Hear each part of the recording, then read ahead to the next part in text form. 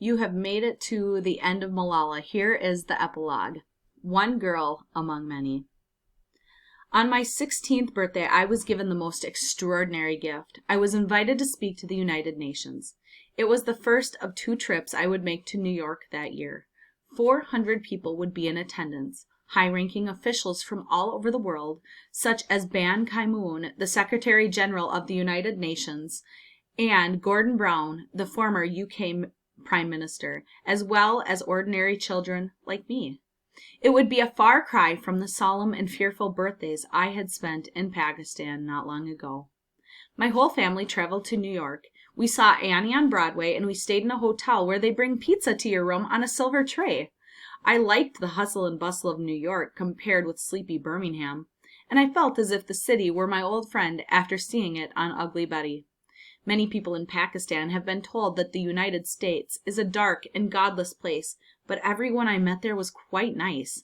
I couldn't wait to tell Moniba. America is a very nice place, but it was just as loud and crowded as other cities I've seen, with its honking horns and people rushing here and there. It's like a developed Karachi. During my second trip, I met one of my favorite people in the United States, a man named Jon Stewart, who invited me to his TV show to talk about my first book and the Malala Fund. He took my campaign very seriously, but he also made funny faces and asked if he could adopt me. I also met the real Ugly Betty, America Ferrera, who is very pretty, and even President Barack Obama and his family. I was respectful, I believe, but I told him I did not like his drone strikes on Pakistan, that when they kill one bad person, innocent people are killed too, and terrorism spreads more. I told them that if America spent less money on weapons and war and more on education, the world would be a better place. If God has given you a voice, I decided, you must use it, even if it's to disagree with the President of the United States. Okay, this girl has guts. She cracks me up. The day of the UN speech, I was excited. I'd had amazing experiences and met amazing people. I'd even met the Queen of England and Prince Harry and David Beckham one day. But I was still me, a girl who likes to crack her knuckles as loud as she can and draws pictures to explain things. A girl who hates pasta and likes cupcakes and will always like her mother's rice, and now loves cheesy Whatsits and fish fingers. A girl who has to stay up late studying for her physics test. A girl who worries if her best friend is mad at her. A girl like any other. Was it really possible that I was going to address the United Nations? How my world had changed. I dressed slowly that morning, putting on my favorite pink shalwar kameez and one of Benazir Bhutto's scarves. I had not written my speech with only delegates in mind. I wrote it for every person around the world who could take courage from my words and stand up for his or her rights.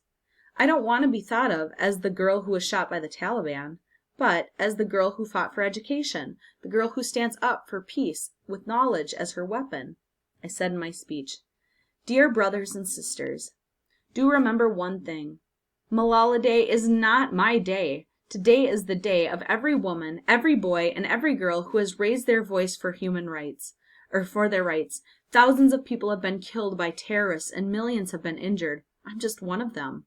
So I stand here, one girl among many. I speak not for myself, but for all girls and boys. I raise up my voice, not so that I can shout, but so that those without a voice can be heard. Those who have fought for their rights. Their right to live in peace, their right to be treated with dignity, their right to equality of opportunity, their right to be educated." On the 9th of October 2012, the Taliban shot me on the left side of my forehead. They shot my friends too. They thought that the bullets would silence us, but they failed. And then, out of that silence, came thousands of voices. The terrorists thought that they would change our aims and stop our ambitions, but nothing changed in my life except this. Weakness, fear, and hopelessness died. Strength, power, and courage was born.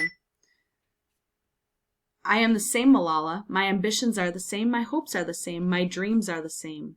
One child, one teacher, one pen, and one book can change the world. As I heard the applause and I took my seat, all I could think of was that I had come a long way from Malala the toddler, giving lessons to empty chairs at the Kushal school, and a long way from the girl who gave speeches to the bathroom mirror. Somehow, by the grace of God, I really was speaking to millions of people. I had once asked God to make me taller. I realized that God has answered my prayer. God has made me as tall as the sky, so tall I could not measure myself, but my voice could reach people everywhere. I promised 100 rakatnafal when I'd first asked God to give me height, so I'd given him those prayers. But I know that with immeasurable height, God has also given me responsibility and a gift. The responsibility to make a world a more peaceful place, which I carry with me every moment of every day, and the gift to be able to do so. Peace in every home, every street, every village, every country. This is my dream. Education for every boy and every girl in the world. To sit down on a chair and read my books with all my friends at school is my right. To see each and every human being with a smile of true happiness is my wish. I am Malala.